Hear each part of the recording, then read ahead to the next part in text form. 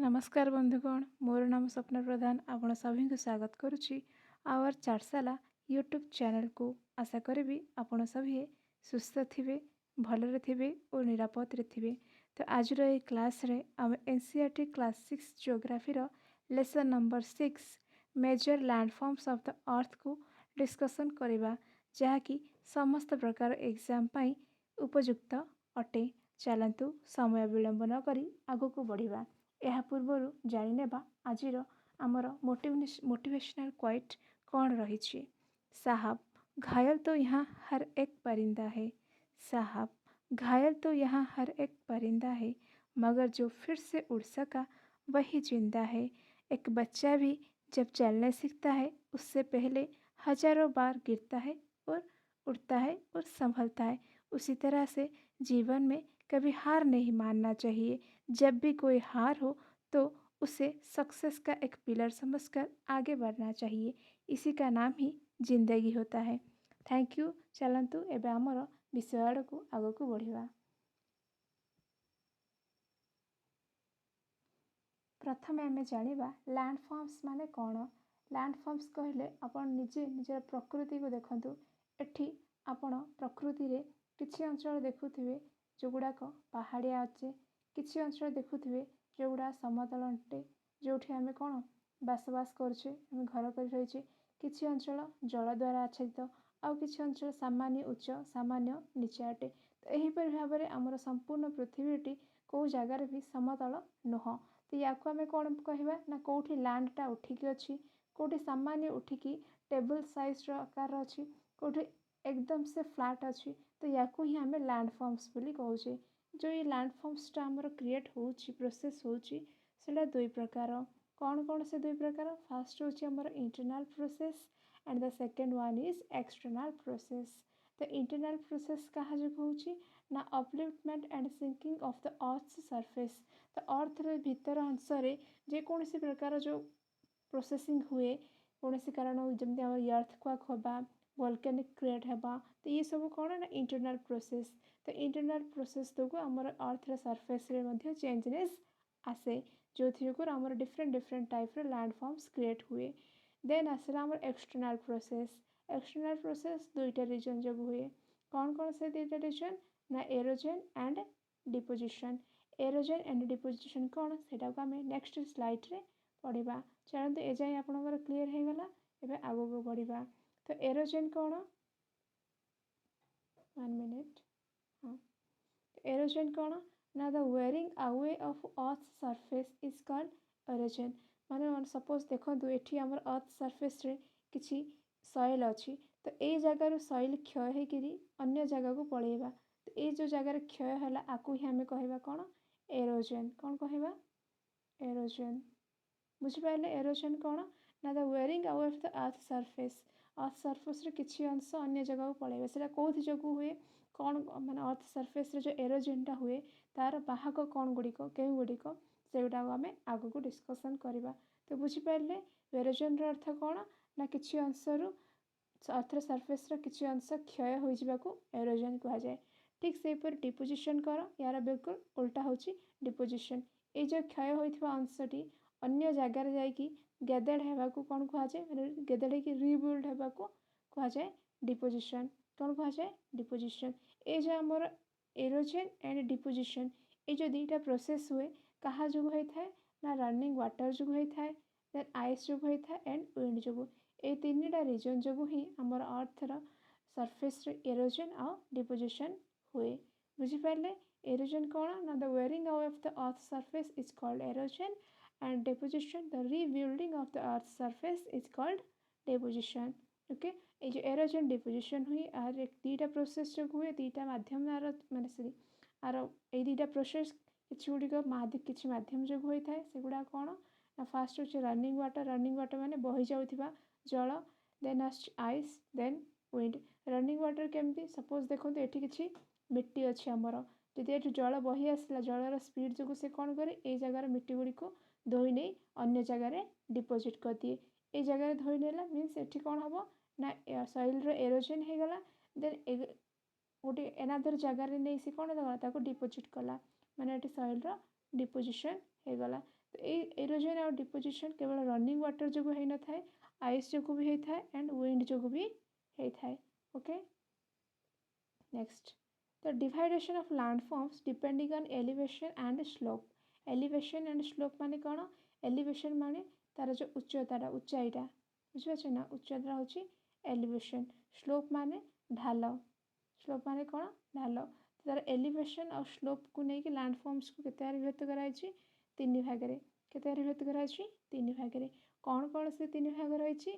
First one is mountains, the second one is plateaus and the third one is plains. तो युवा कौन ए विषय में डिटेल डिस्कसन आग को करवा। चलतु हाँ फर्स्ट आम पढ़ा माउंटेन्स। जब माउंटेन्स कथा कहवा माउंटेन्स क्या कहवा ना, mountain is a natural elevation of the earth surface. Elevation माने कौन? ऊंचाई। तो आप देखिपे माउंटेन टा गुड़ा कौन जो आम प्लेन सरफेस अच्छी से सदाटे ताठू उच्चर ही रही है। तेणु या कौन कहवा? माउंटेन्स बोली कहवा। तो ये जो माउंटेन्स अच्छी या पुणी थे के भाग डिवाइड कराई? थ्री भाग में। तो माउंटेन आमर थ्री टाइप्स ऑफ माउंटेन आम देखा पाइबा। The first one is fold mountains, the second one is block mountains and the third one is volcanic mountains. बुझिपारे माउंटेन कौन ना, mountain is an any natural elevation of the earth surface. Mountain को केते भाग में divide कराई? केतटा types अच्छी माउंटेन रो? तीन टाइप्स अच्छी। फर्स्ट हूँ fold mountains, the second one is block mountains and the third one is volcanic mountains. प्रथम आम देखा फोल्ड माउंटेन्स कौन? Fold mountains are created to where two or more earth's tectonic plate are pushed together. tectonic plate माने कौन? देखो आमर जो earth surface अच्छी surface wait a minute sorry हाँ आमर जो अर्थ सरफेस अच्छी एटा कौन या आम लिथोस्फीयर बोली कहूँ ना ना, जो आम hard surface of the earth is called lithosphere. तो लिथोस्फीयर तले आमर किसी प्लेट मान अच्छी जहाँ ऊपर आमर संपूर्ण अर्थटी अच्छी। तो ये प्लेट जिते परस्पर सहित टकरार हुए, ये प्लेट गुड़ी साधारणतः कौन कहुए? अर्थ टेक्टोनिक प्लेट। जो ये प्लेट गुड़ी परस्पर टकरार हुए से परस्पर कौन करती? पुश करती। पुश माने परस्पर को ठेलती। ये देखिपे ये हूँ आम कौन? लिथोस्फीयर। तो लिथोस्फीयर ये हूँ आम कंटिनेंटाल क्रस्ट माने महादेशीय पृष्ठभूमिटा, ये भी कंटिनेंटाल क्रस्ट। जो दुईटी कौन हुए? टेक्टोनिक प्लेट परस्पर आसी धक्का खाए से कौन हुए ना, जो भारी टेक्टोनिक प्लेटा बड़ टेक्टोनिक प्लेटा से कौन करे आउ गोटे टेक्टोनिक प्लेट को कुचलैकि नीचे तलू को जाए, अन्यटी ऊपर को उठी पड़े, जहाँफल कौन हुए से जगार जो प्लेट्र फोल्ड सृष्टि हो जाए। तेणु ताको आम फोल्ड माउंटेन बोली कहूचे। यदि आम फोल्ड माउंटेन एग्जांपल कथा देखा ताहले आमर जो इंडिया रे जो हिमालयन माउंटेन रेंज सी हूँ फोल्ड माउंटेन रे गोटे एग्जांपल। बुझिपारे आ ये हूँ आम सब यंगेस्ट माउंटेन रेंज। या बाद आल्प्स माउंटेन रेंज भी अच्छी। आल्प्स माउंटेन रेंज सी भी कौन? यंगेस्ट माउंटेन जोटा कि आम यूरोप रे अच्छी। बुझिपारे यंगेस्ट मीन्स सी बेसी पुराणा नुह। देन जदि आम अन्य फोल्डन माउंटेन्स कथा कहवा आम भारत अच्छी आरावली रेंजेस, देन नॉर्थ अमेरिकार अच्छी अल्पचासन रेंजेस एंड द रशियार अच्छी यूरल माउंटेन्स। तो युवा कौन ना ओल्डेस्ट माउंटेन रेंज। तो ये सब गुड़ा क्यों प्रकार माउंटेन एग्जांपल ना फोल्ड माउंटेन एग्जांपल्स अटे। बुझिपारे आग को बढ़िया। नेक्स्ट आसला आमर ब्लॉक माउंटेन्स। ब्लॉक माउंटेन्स आम क्या कहवा? The block mountains are created when large areas are broken and displaced vertically. तो ब्लॉक माउंटेन्स क्या कहवा? जो गोटे लार्ज एरिया देखी दिंतु पिक्चर थ्रू आम बुझीजा। ये हूँ आमर नॉर्मल फॉल्ट नॉर्मल जो आमर प्लेनटा रही। तो से कौन हो when large areas are broken, जो गोटे लार्ज एरिया कौन हो जाए? ब्रोक हो जाए। ये देखो ये हूँ से नॉर्मल प्लेनटा लार्ज एरिया ब्रोक हो कौन हुए ना से ब्रोकन डिस्प्लेस्ड वर्टिकली। वर्टिकली मैंने पूरा सीधा भाव में तौड़ को दबी जाए। बुझे ना, यहाँ हूँ आमर प्लेन सरफेसटा नॉर्मल सरफेसटा। तो कौन से कारण जो जो मैंने तार दुई पार्श्व कि एमती भी होता पारे एमती यहाँ हूँ प्लेन बुझे ना, ये मझी पार्श्वटा तौड़ को दबिजा कि मझी पार्श्वटा ऊपर को रही यही दुई पार्श्व तौड़ को दबिजा। तो एमती हवा द्वारा कौन हुए आम ब्लॉक माउंटेन क्रिएट हुए और यहाँ सदा वर्टिकली तौड़ को दबी थाए। तो the uplifted blocks are termed as Hearst.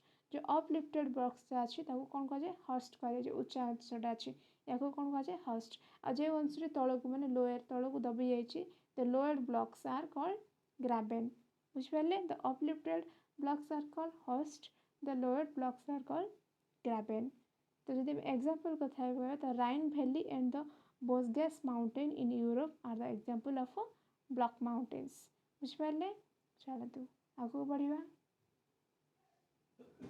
Next आम देखा आमर थर्ड वन रहा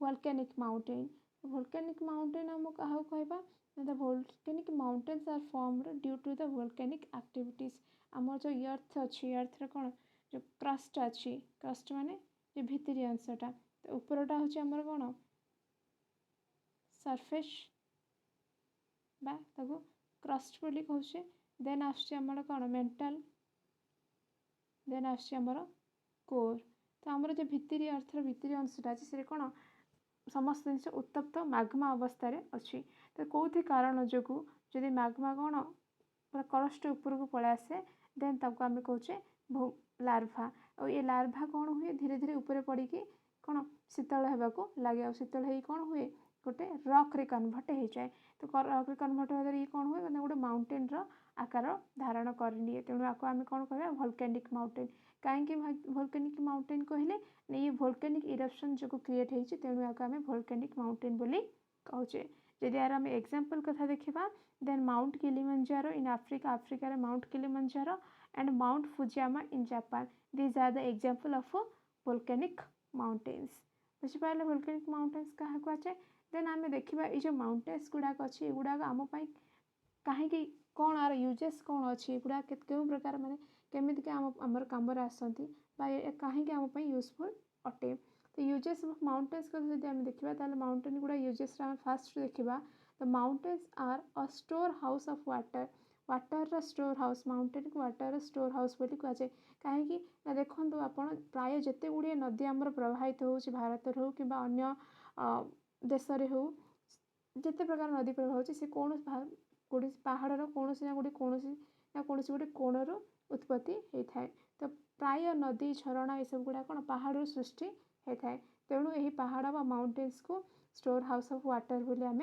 कहे देन आसला mountains have a rich variety of flora and fauna mountain रे फ्लोरा मीन्स आमर जो उद्भिद वृक्ष रहिले एंड फाउना मीन्स जो प्राणी रहिले तो उद्भिद और जीवजंतु मानकर मैंने गोटे रिच मैंने बहुत गोटे बड़ भेराइटी आम गोटे माउंटेन एरिया आम देखा पाइपर नेक्स्ट आसला आमर कौन the mountains provide an idyllic site of tourist तो टूरिस्ट पाई माउंटेन कौन गोटे आइडियलिक साइट गोटे जमती आमर भारत में देखुए आमर सीमा सॉरी हिमाचल प्रदेश और डेराडून उत्तराखंड उत्तराखंड डेराडून हिमाचल प्रदेश शिमला तो ये अंचल गुड़ा कौन ना युड़ाक हिल एरिया गुड़िक तो प्राय ये अंचल गुड़ा कौन टूरिस्ट प्लेस हिसाब से जनाशुना अटे तेणु सेठीर खासियत कौन ना सेठाकार थिबा माउंटेन्स गुड़ाक हूँ सेठाकार खासियत जहाँकि टूरिस्ट मान को अट्राक्ट करे तो माउंटेन्स गुड़ा कौन गोटे आइडियलिक साइट ऑफ टूरिस्ट जोठी कौन ग्लाइडिंग हुए विभिन्न प्रकार